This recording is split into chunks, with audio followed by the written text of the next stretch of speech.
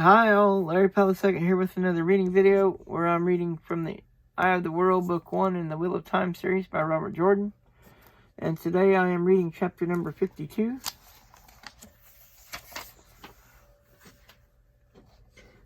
Chapter 52, There is neither beginning nor end. He became aware of the sun first moving across the cloudless sky, filling his unblinking eyes. It seemed to go by fits and starts, standing still for days and then darting ahead in a streak of light, jerking toward the far horizon, day falling with it. Light, that should mean something. Thought was a new thing. I can think. I means me. Pain came next, the memory of raging fever. The bruises where shaking chills had thrown him around like a rag doll. And a stink, a greasy burned smell, filling his nostrils and his head. With aching muscles he heaved himself over, pushed up to hands and knees, uncomprehending. He stared at the oily ashes in which he had been lying. Ashes scattered and smeared over the stone of the hilltop. Bits of dark green cloth lay mixed in the char, edge-blackened scraps that had escaped the flames. Agonor. His stomach heaved and twisted, trying to brush black streaks of ash from his clothes. He lurched away from the remains of the Forsaken. His hands flapped feebly, not making much headway. He tried to use both hands and fell forward. A sheer drop loomed under his face, a smooth rock wall spinning in his eyes, depth pulling him. His head swam, and he vomited over the edge of the cliff. Trembling, he crawled backwards on his belly until there was solid stone under his eyes, then flopped over onto his back, panting for breath. With an effort, he fumbled his sword from its scabbard. Only a few ashes remained from the red cloth. His hands shook when he held it up in front of his face. It took both hands. It was a heron mark blade. Heron mark. Yes, Tam, my father, but only steel for that. He needed 3 wavering tries to sheath it again. It had been something else, or there was another sword. My name, he said after a while, is Randall Thor. More memory crashed back into his head like a lead ball, and he groaned. The Dark One, he whispered to himself, the Dark One is dead. There was no more need for caution. Shaitan is dead. The world seemed to lurch. He shook in silent mirth until tears poured from his eyes. Shaitan is dead. He laughed at the sky. Other memories. Egwin, that name meant something important. Painfully he got to his feet, wavering like a willow in a high wind, and staggered past Agonor's ashes without looking at them. Not important anymore. He fell more than climbed down that first steep part of the slope, tumbling and sliding from bush to bush. By the time he reached more level ground, his bruises ached twice as much, but he found strength enough to stand barely. Egwin, he broke into a shambling run. Leaves and flower petals showered around him as he blundered through the undergrowth. Have to find her. Who is she? His arms and legs seemed to flail about more like long blades of grass than go as he wanted them to. Tottering, he fell against a tree, slamming against the trunk so hard that he grunted. Foliage rained on his head while he pressed his face to the rough bark, clutching to keep from falling. Egwin, he pushed himself away from the tree and hurried on. Almost immediately he tilted again, falling, but he forced his legs to work faster to run into the fall, so that he was staggering along at a good clip all the while, one step from falling flat on his face. Moving made his legs begin to obey him more. Slowly he found himself running upright. arms pumping, long legs pulling him down the slope in leaps. He bounded into the clearing, half filled now by the great oak. Marking the green man's grave, there was the white arch, a white stone arch marked with the ancient symbol of the Aes Sedai and the blackened gaping pit where the fire and wind had tried to trap Agonor and failed. Egwin, where are you? A pretty girl looked up with big eyes from where she knelt beneath the spreading branches, flowers in her hair and brown oak leaves. She was slender and young and frightened. Just that's who she is, of course. Egwin, thank the light, you're all right. There were two other women with her, one with haunted eyes and a long braid still decorated with a few white morning stars. The other lay outstretched, her head pillowed on folded cloaks, her own sky blue cloak not quite hiding her tattered dress. Charred spots and tears in the rich cloth showed, and her face was pale, but her eyes were open. Moraine, yes, the Aes Sedai and the wisdom, Neneb, all three women looked at him unblinking and intent. You are all right, aren't you, Egwin? He didn't harm you. He could walk without stumbling now. The sight of her made him feel like dancing, bruises and all, but it still felt good to hold down. Felt good to drop down cross-legged beside them. I never even saw him after you pushed.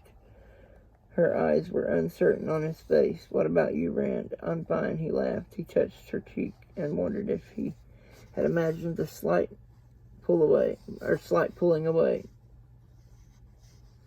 A little rest and I'll be new made. Neneb, Moraine Sedai. The name spelt new in his mouth. The wisdom's eyes were old, ancient in her young face, but she shook her head, a little bruised. She said, still watching him, Moraine is the only one of us who was really hurt. I suffered more injury to my pride than anything else, the Aes Sedai said irritably, plucking at her cloak blanket. She looked as if she had been a long time ill or hard used. But despite the dark circles under them, her eyes were sharp and full of power. Agonor was surprised and angry that I held him as long as I did, but fortunately he had no time to spare for me. I am surprised myself that I held him so long. In the age of legends, Agonor was close behind the Kinslayer and Ishmael in power. The Dark One and all the Forsaken, Egwin quoted in a faint, unsteady voice, are bound in Shal Ghul, bound by the Creator. She drew a shuddering breath. Agonor and Balthamel must have been trapped near the surface. Moraine sounded as if she had already explained this, impatient at doing so again. The patch on the Dark One's prison weakened enough to free them. Let us be thankful no more of the Forsaken were freed. If they had been, we would have seen them. It doesn't matter, Rand said. Agonor and Balcomo are dead, and so is Shai. The Dark One, the Aes Sedai cut him off. Ill or not, her voice was firm and her eyes were commanding. Best we still call him the Dark One, or Baal-Zaman, at least. He shrugged, as you wish, but he's dead. The Dark One's dead. I killed him. I burned him with the rest of memory floated back then, leaving his mouth hanging open. The one power. I wielded the one power. No man can. He licked his lips that were suddenly dry. A gust of wind swirled falling leaves around them. But it was no colder than his heart. They were looking at him, the three of them, watching, not even blinking. He reached out to Egwin, and there was no imagination in her drawing back this time. Egwin. She turned her face away, and he let his hand drop. Abruptly, she flung her arms around him, burying her face in his chest. I'm sorry, Rand. I'm sorry. I don't care. Truly, I don't.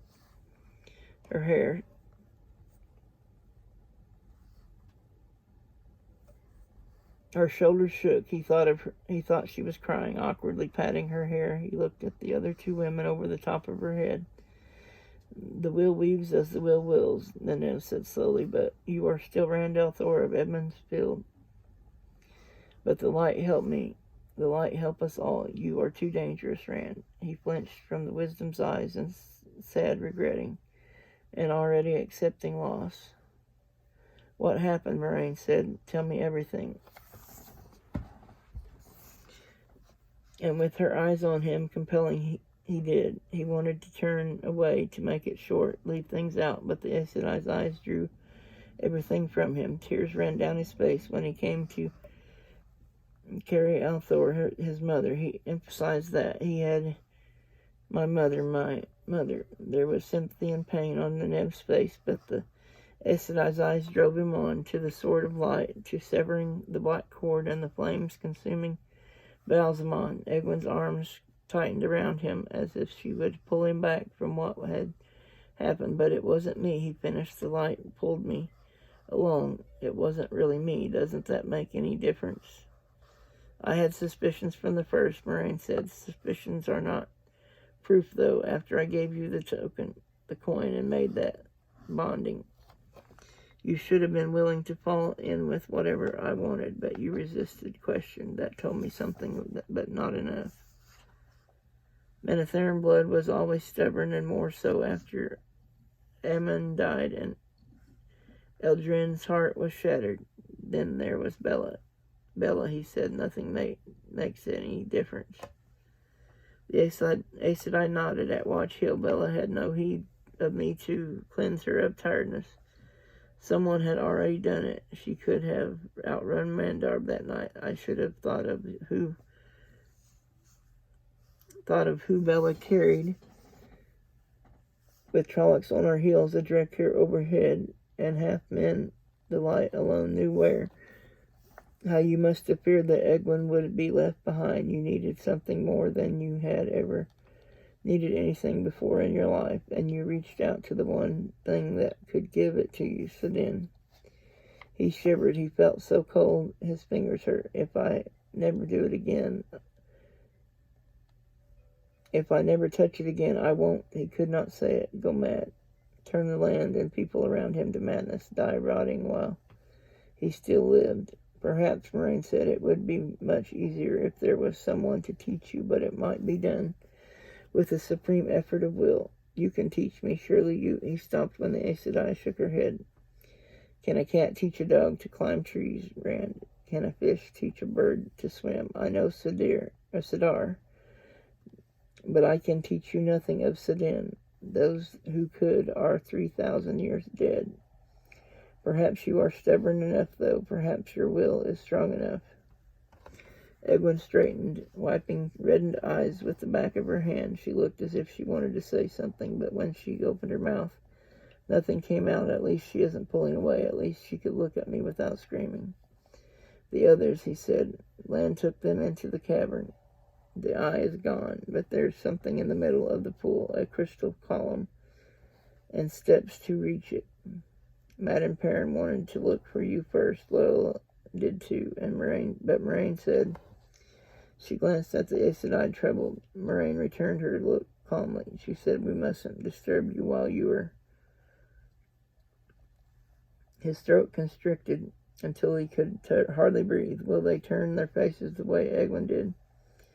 Will they scream and run away like I'm afraid? Moraine spoke as if she did not notice the blood draining from his face. There was a vast amount of the one power in the eye. Even in the Age of Legends, few could have channeled so much unaided without being destroyed. Very few. You told them, he said hoarsely, if everybody knows. Only Lan, Moraine said gently. He must know, and Nev and Egwene, for what they are and what they will become. The others have no need yet. Why not? The rasp in his throat made his voice harsh. You will be wanting to gentle me, won't you? Isn't that what Aes Sedai do to men who can wield the power? Change them so they can't? Make them safe? Thom said men who have been gentle die because they stop wanting to live. Why aren't you talking about taking me to Tar Valon to be gentle? You are Tavaran, Moraine replied. Perhaps the pattern has not finished with you. Rand sat up straight. In the dreams, Balcomo said Tar Valon and the Emerald Seat would try to use me. He named names, and I remember them now. Roland Darksbane and Guere Amelin Lasan, Urian Stonebow, Davian Logane. The last was the hardest of all to say. Neneb went pale, and Egwin gasped, but he pressed on angrily. Every one a false dragon.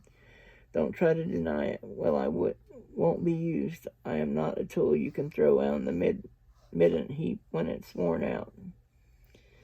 A tool made for a purpose is not demeaned by being used for that purpose. Moraine's voice was as harsh as his own, but a man who believes the father of lies demeans himself. You say you will not be used, and then you let the Dark One set your path like a hound set after a rabbit by his master. His fists clenched, and he turned his head away. It was too close to the things Balzamon had said. I am no one's hound, do you hear me? No one's. Lel and the others appeared in the arch, and Rand scrambled to his feet, looking at Moraine. They will not know, the Aes Sedai said, until the pattern makes it so. Then his friends were coming close. Lan led the way, looking as hard as ever, but still somewhat the worse for wear. He had one of Nenev's bandages around his temples, and a stiff-backed way of walking. Behind him, Lil carried a large golden chest, ornately worked and chased with silver. No one but an Ogier could have lifted it unaided. Perrin had his arms wrapped around a big bundle of folded white cloth, and Matt was cupping what appeared to be fragments of pottery in his two hands. So you're alive after all, Matt laughed. His face darkened, and he jerked his head at Moraine. She wouldn't let us look for you. Said we had to find out what the eye was hiding. I'd have gone anyway, but Neneb and Egwin sided with her and almost threw me through the arch. You're here now, Perrin said it, and not too badly beaten about by the look of you. His eyes did not glow, but the irises were all yellow now.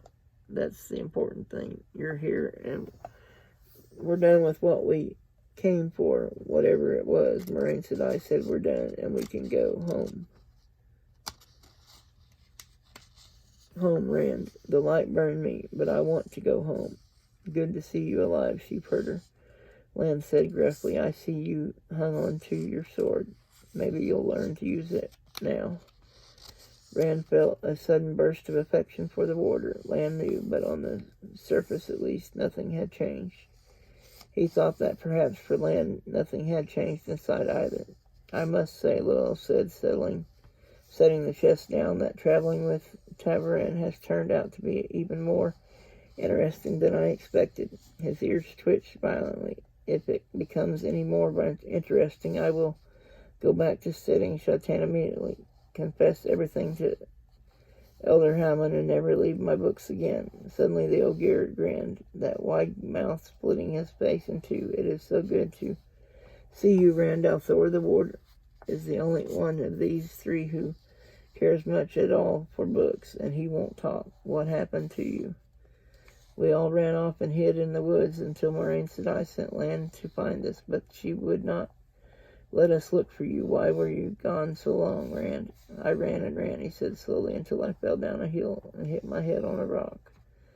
I think I hit every rock on the way down. That should explain his bruises. He tried to watch the Aes Sedai and Neneb and Egwin, too, but their faces never changed. When I came to, I was lost, and finally I stumbled back here. I think Agonor is dead, burned. I found some ashes and pieces of his cloak.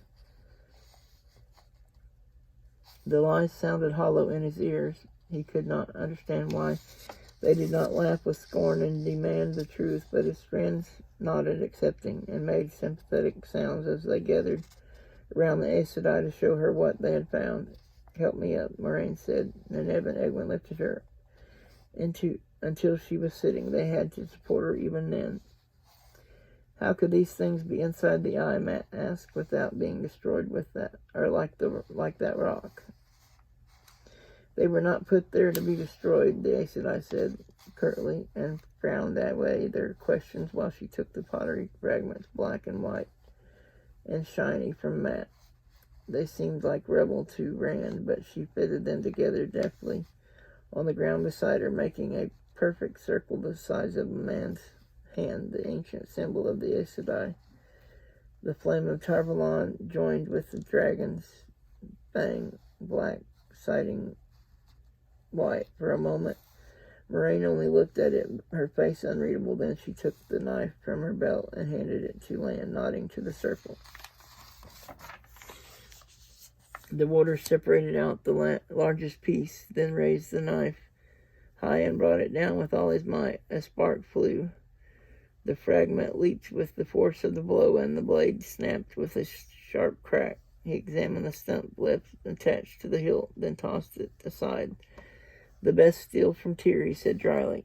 Matt snatched the fragment up and grunted, then showed it around. There was no mark on it.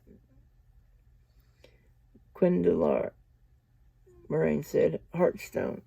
No one has been able to make it since the Age of Legends, and even then it was made only for the greatest purpose. Once made, nothing can break it, not the one power itself wielded by the greatest Aes Sedai who ever lived, aided by the most powerful Sangreal ever made. Any power directed against Heartstone only makes it stronger."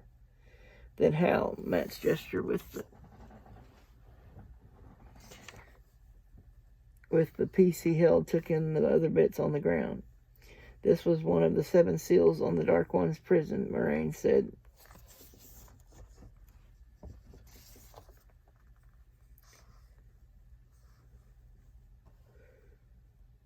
Matt dropped the pieces as if it had become white hot.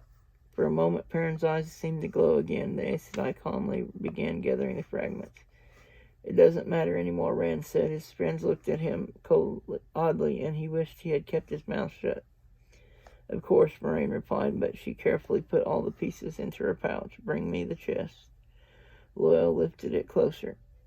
The flattened cube of gold and silver appeared to be solid, but the Aes Sedai's fingers felt across the intricate work, pressing, and with sudden click the top flung back as if on a spring. A curled gold horn nestled within. Despite its gleam, it seemed plain beside the chest that held it. The only markings were a line of silver script inlaid around the mouth of the bell. Moraine lifted the horn out as if lifting a baby. "This must be carried to Ilion," she said softly. "Ilion," Perrin growled. "That's almost to the Sea of Storms. Nearly as far south of home as we are north now." "Is it?" Lowell stopped to catch his breath. "Can it be?" "You can read the old tongue?" Moraine asked, and when he nodded, she handed him the horn. The Ogier took it as gently as she had, delicately tracing the script with one broad finger. His eyes went wider and wider, and his ears stood up straight. "Tiami Abin Moradin Isande Badin," he whispered. "The grave is no bar to my call. The horn of Valere." For once the warder appeared truly shaken. There was a touch of awe in his voice. At the same time, the Nev said in a shaky voice, "To call the heroes of the ages back from the dead to fight the Dark One." "Burn me," Matt breathed. Loyal reverently laid the horn back in its golden nest.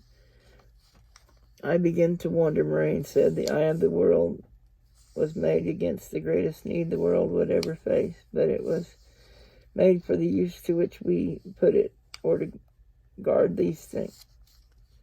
But was it made for the use to which we put it, or to guard these things? Quickly, the last, show it to me." After the first two, Rand could understand Perrin's reluctance. Lan and the Ogier took the bundle of white cloth from him when he hesitated, and unfolded it between them.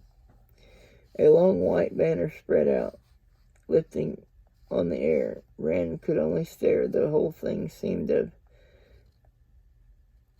a piece, neither woven nor dyed nor painted. A figure like a serpent, scaled in scarlet and gold, ran the entire length, but it had scaled legs and feet with 5 long golden claws on each, and a great head with a golden mane and eyes like the sun. The stirring of the banner made it seem to move, scales glittering like precious metals and gems, alive, and he almost thought he could hear it roar defiance. "What is it?" he said. Moraine answered slowly, "The banner of the Lord of the Morning, when he led the forces of light against the shadow, the banner of Lutheran Telamon, the banner of the dragon." Loyal almost dropped his end. "Burn me," Matt said faintly. "We will take these things with us when we go," Moraine said. "They were not put here by chance, and I must know more." Her fingers brushed her pouch where the pieces of the shattered seal were. "It is too late in the day for starting now. We will rest and eat, but we will leave early. The blight is all around here, not as along the border and strong. Without the green man, this place cannot hold long. Let me down." She told Neneb and Egwin, "I must rest." Rand became aware of what he had been seeing all along, but not noticing. Dead brown leaves falling from the great oak, dead leaves rustling thick on the ground in the breeze, brown mixed with petals dropped from thousands of flowers. The green man had held back the blight, but already the blight was killing what he had made. "It is done, isn't it?" he asked Moraine. "It is finished." The Aes Sedai turned her head on its pillow of cloaks. Her eyes seemed as deep as the eye of the world. "We have done what we came here to do. From here you may live your life as the pattern weaves. Eat, then sleep." Rand outdoors. "Sleep and dream of home."